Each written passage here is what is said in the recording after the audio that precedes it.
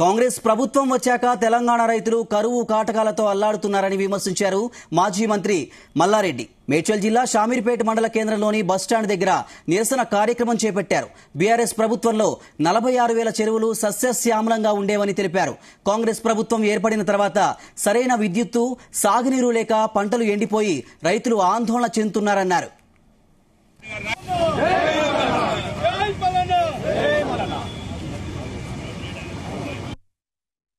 6 గ్యారంటీలు, 13 గ్యారంటీలు, 420 గ్యారంటీలు ఏం చెప్పినా అవే మేము ఇంప్లిమెంట్ చేయమని రైతులకు పంట వచ్చింది, కొనే టైం వచ్చింది, వాళ్ళు పంట కొంటలేదు.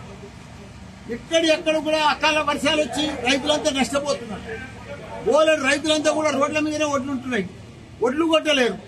అదే మా కేసీఆర్ ప్రభుత్వం ఉన్నప్పుడు ఎప్పుడు అధికారులు గాని అందరూ గాని పర్ఫెక్ట్ గా రైతులకు పర్ఫెక్ట్ గా సకాలంలో రైతు బంద్ చేసి, సకాలంలో ఫెర్టిలైజర్ ఇచ్చి, సకాలంలో కరెంట్ ఇచ్చి, 24 గంటల కరెంట్ ఇచ్చి, సకాలంలో వాళ్లకు ఫెర్టిలైజర్స్ ఇవన్నీ కూడా అందించి, పంట వస్తే పంట కూడా గిట్టుబాటు ధర ఇచ్చి, సకాలంలో ఎంబడి కొనుక్కుంటా కొనంగానే 2 రోజుల లోపల వాళ్లకు బ్యాంక్ అకౌంట్ లో కూడా డబ్బులు జమ చేసిన తర్వాత మా కేసీఆర్.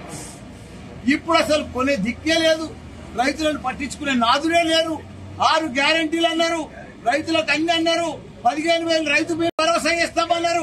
ఆ రైతు భరోసా లేదు, ఫెర్టిలైజర్స్ లేవు, సాగు నీరు లేదు, కరెంటు సరిగా లేదు. పంట పండితే కూడా ఆ పంట